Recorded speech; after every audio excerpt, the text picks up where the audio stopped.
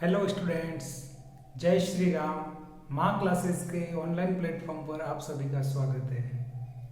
जैसा कि आप सभी जानते हैं, क्लास 10th में सामाजिक विषय का जो भूगोल सब्जेक्ट है आपके, तो उसके अंतर्गत अपना चैप्टर नंबर 1 क्लास 10th और सब्जेक्ट जियोग्राफी, इसके अंतर्गत अपने 5-6 क्लासें ले लिए और आज अपन पढ़ेंगे भारत में भू उपयोग। चैप्टर का नाम है संसाधन और विकास। उसके अंतर्गत आज टॉपिक हो गया भारत में भू उपयोग। जो अपना देश है भारत, अब वैसे ही अब अपना देश का नाम भारत है, जिस अन्य नाम से जानते थे वो तो अब नहीं जानना अपने को। देश का नाम भारत। भू उपयोग को निर्धारित करने वाले कारक, जो भारत में भू उपयोग हेडिंग है, अब इस हेडिंग में आपको समझना है कि भू उपयोग को कौन कौन से कारक निर्धारित करते हैं। इसके अंतर्गत एक है भौतिक कारक, दूसरा है मानवीय कारक। भौतिक कारक के अंतर्गत क्या आ जाएगा? भौतिक कारक में वे आ जाएंगे जैसे भू आकृति, जलवायु और मृदा के प्रकार। भू आकृति, भूमि की आकृति कैसी है और उसका उपयोग कैसा है। जलवायु, वहाँ का जो क्षेत्र है वो उसकी जलवायु कैसी है, यानी कैसे किस अकॉर्डिंग वहाँ पे कोई चीज उगाई जा रही है या फिर वर्षा कैसी हो रही है, वो सब जलवायु के अंतर्गत आ जाएगा। मृदा के प्रकार, मिट्टी कैसे प्रकार की है। वैसे आपको मृदा संसाधन अलग पढ़ना है अगले टॉपिक में।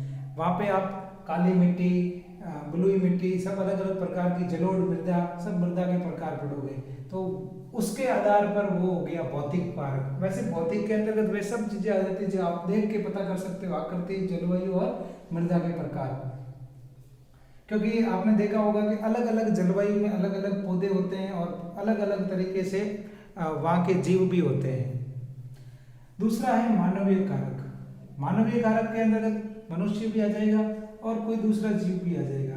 तो जनसंख्या घनत्व, घनत्व आप समझते ही होंगे कि जो मतलब प्रति 1 वर्ग किलोमीटर के अंतर्गत वहाँ पे रहने वाले लोगों की संख्या, तो जनसंख्या घनत्व ये भी आज के समय में बहुत ज़्यादा बढ़ रहा है और इस जनसंख्या घनत्व बढ़ने की वजह से भी मानवीय कारक इफेक्ट करते हैं। तो वे जैसे जनसंख्या बढ़ेगी वैसे वैसे भूमि का उपयोग ज़्यादा होगा, वहाँ पे इमारत बढ़ेंगी, सड़कें बढ़ेंगी, सब चीज़ें बढ़ेंगी, तो वो हो जाएगा।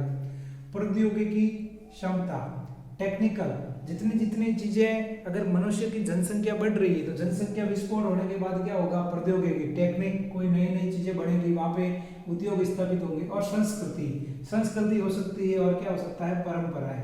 तो संस्कृति के अंतर्गत को क्या चीज़ें आ जाएगी? संस्कृति के अंतर्गत कि भाई आप किस परिवेश से हो और किस प्रकार से आपका रहन सहन है और किस प्रकार का व्यवहार है, वेशभूषा है, क्या है, वो हो जाएगी।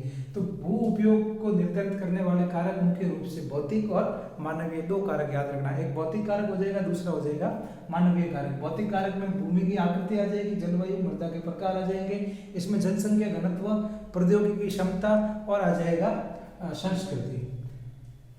भारत का भौगोलिक क्षेत्रफल, जो भारत का भौगोलिक क्षेत्रफल है वो है 32.8 लाख वर्ग किलोमीटर, स्क्वायर भी लिख सकते हैं इसको। भौगोलिक क्षेत्रफल, वही भौगोलिक जो भूगोल, उसके अंतर्गत कितना क्षेत्रफल है, भूमि कितनी है, तो वो हो गया 32.8 लाख वर्ग किलोमीटर। उसका उपयोग, यानी इसमें से कितना उपयोग हो रहा है, एक्यूरेट तो नहीं है परंतु 93% बताया जा रहा है कि उसके अंतर्गत भूमि का उपयोग। क्यों? क्योंकि आपने देखा होगा जैसे पाकिस्तान वाली भूमि जो जम्मू कश्मीर की साइड है और भारत और पाकिस्तान का बॉर्डर, उधर चीन वाला बॉर्डर हो गया, तो ये प्रोसेस है, उसके अंतर्गत कौन सी भूमि उपयोग में ली जा रही है और कौन सी नहीं ली जा रही है। तो जो ली जा रही है उसका परसेंटेज बताया है 93%। भारत के अंतर्गत जो पंजाब और हरियाणा, पंजाब और हरियाणा जो अपने 2 राज्य है, उन पूरे देश के अंतर्गत ये 2 राज्य ऐसे जो 80% यानी 80% जो भूमि है उसका उपयोग खेती के लिए कर रहा है। यानी 100 में से 80% जो पंजाब हरियाणा की भूमि है वहां पर क्या होती है? खेती। अरुणाचल प्रदेश, मिजोरम, मणिपुर।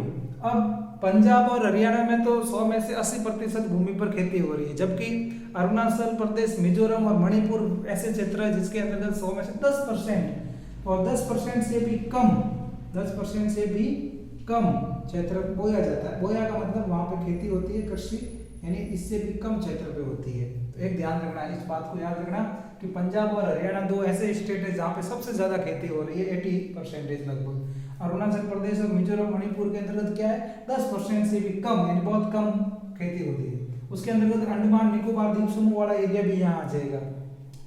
देश में राष्ट्रीय वन नीति, जो राष्ट्रीय वन नीति है, ये आपको पूछे तो ध्यान रखना 1952 में, राष्ट्रीय वन नीति 1952, उसके अंतर्गत बताया गया है कि जो वन क्षेत्र है उसमें 33% पूरा जो पृथ्वी है, पूरी जो अपने भारत की भूमि है उसके अंतर्गत वन का क्षेत्र बताया 30%, जो क्या है, बहुत कम है, काफी कम लिखा हुआ है, इसको आप बहुत कम भी समझ सकते हो, यानी बहुत कम ही है 33%। 100 में से आपको भी 100 में से 36% मिलते हैं तब जाके आप पास होते हो, तो 33% तो बिल्कुल कम है।